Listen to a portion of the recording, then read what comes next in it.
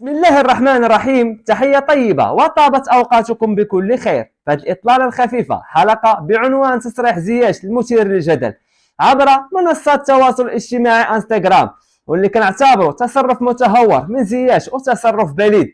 قام بتصريح ما كانش خاص لاعب من المنتخب الوطني المغربي يقوم به. مجموعة من الأشخاص غيقول لك هذاك الرأي ديالو. لا يا صديقي الكريم، ماشي بهذا الأسلوب كتعبر على الرأي ديالك، حيت بهذا التصرف قام بتشويه ديال الصورة ديال الوطن المغربي الحبيب. حكيم زياش في يوم امس كتب واحد المنشور في انستغرام وكيقول فيه بالحرف بان المغرب كيشارك في الاباده الجماعيه الواقعه في قطاع غزه. وبعد دقائق زياش قام بفتح ذاك المنشور، والغريب في الامر سرعان ما انتشر كالنار في الهشيم.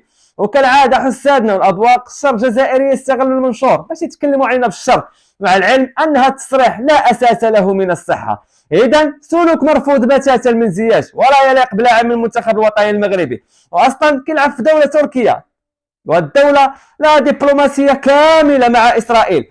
وهذا التصريح كان كيليق تركيا أولى، ولو أنه لا دخل له فيه. واللي ما كيعرف السياج باللي أن ما قدم المغرب الفلسطينيين، والحمد لله المغرب في مجموعة من المواقف الدولية كيتدخل في أعلى المستويات.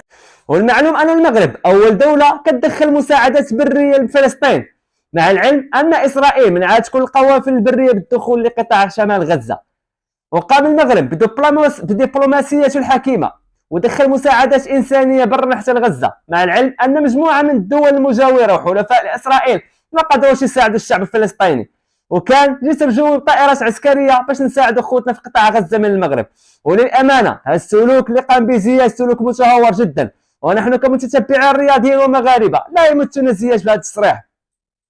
وكل الدعم لوطننا المغربي، ونحن جنود مجندين وراء ملكنا الحبيب محمد السادس نصره الله. واجب ولا بد ان تتخذ في حقه اجراءات سالمه وتاديبيه من طرف الجامعه لكره القدم، لانه يبقى رياضي ولا علاقه له بالسياسه بشيء. وفي الاخير تصريح زياش مرفوض بتاتا، حيث هو كذب وبهتان على المملكه المغربيه الشريفه، ونحن كمغاربه لا نتسامح مع من يسيء الينا ويكذب علينا ولو يكون زياش او اي احد اخر. وفي الاخير كنتمنى منكم تدعموا هذه القناه بالاشتراك وفعلوا زر الاعجاب، والى اللقاء الى حلقه قادمه ان شاء الله.